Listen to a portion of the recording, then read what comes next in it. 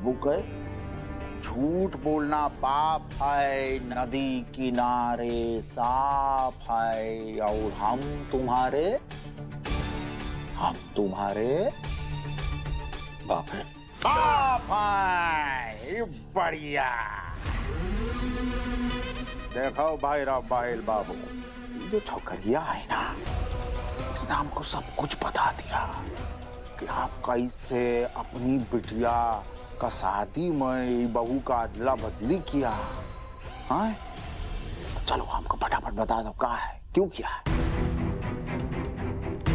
देखिए ये सब बकवास है। ये जो लड़की है ना, ये झूठ बोल रही है।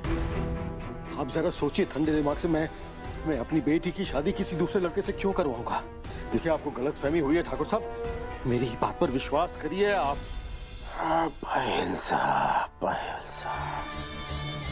आपको क्या लगता है, हाँ, ये झूठ बोलेंगे आप तो कालीकांत ठाकुर आपको आजाद कर देगा। ना ना ना, खैर कोई बात नहीं, आप बैठे यहाँ अंदर, भाई काल को उठरी का मजा लीजिए। जब सच बोलेंगे तो हम आपको आजाद कर देंगे। देखिए मेरे हाँ, आराम से।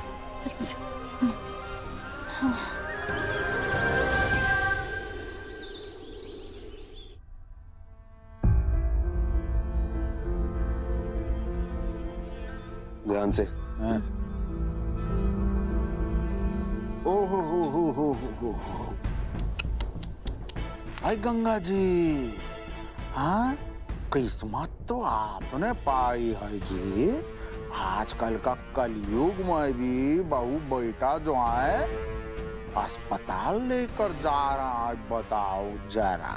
करम अच्छे है मेरी माँ के, अगर किस्मत अच्छी होती तो इन जैसे इंसान के साथ कभी शादी नहीं होती। भाई से फिक्र मत करिए, इसलिए मुझे ये सब कुछ करना पड़ा, नहीं तो मैं कभी नहीं करती। But I am really sorry Akash, I am so sorry. Just shut up, सपना! झूठ बोलना तुम्हारे लिए सांस लेने के बराबर है। अरे एक कहानी, दो कहानी, तीन कहानी, कहानी में कहानी। मेरी असल जिंदगी को स्टेज का ड्रामा बना के रख दिया तुमने। मैं इडियट जो इस गिल्ट में मरता रहा कि मैंने एक बच्चे की जान ली है जबकि वो बच्चा जिंदा है। तुमने मुझे उस गलती की सजा दी, इतनी घिनौनी सजा दी जो मैंने गलती की भी नहीं है सपना। How dare you! तुमने और कोई ऑप्शन छोड़ा मेरे पास? हाँ? तुमने और क्या चॉइस छोड़ी मेरे पास?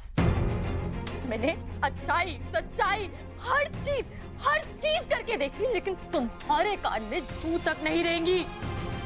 इसलिए मुझे ये सब कुछ करना पड़ा। अरे बचपन से प्यार करती हूँ मैं तुमसे, बचपन से।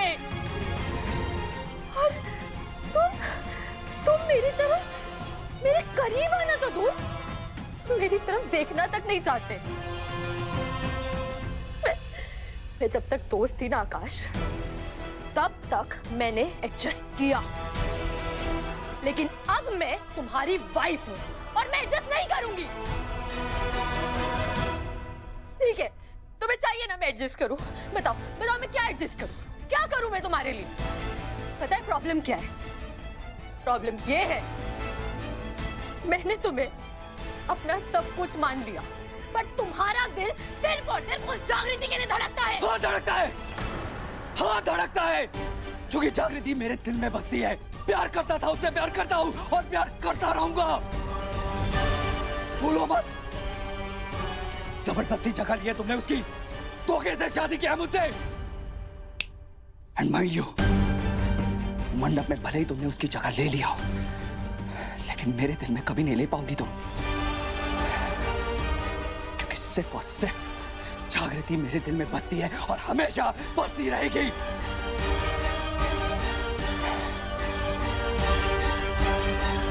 और एक बात अपने दिल और दिमाग दोनों में बैठा लो, मेरे और जागृति के बीच में जो दीवार खड़ी है ना, वो है सूरज और जागृति की शादी, जो बहुत कच्ची है। और मैं ये लिख के देता हूं कि ये दीवार बहुत जल्द टूटेगी, क्योंकि उन दोनों का डिवोर्स हो जाएगा। क्योंकि जागृति सूरज से नहीं, जागृति मुझसे प्यार करती है और मैं तुम्हारा कभी नहीं हो सकता। की जागृति सिर्फ मेरी होगी। ये बात तुम जितनी अच्छी तरीके से अपने दिमाग में बैठा लोगी ना। मैडम ये हम नहीं है, कोई और है, कोई और है।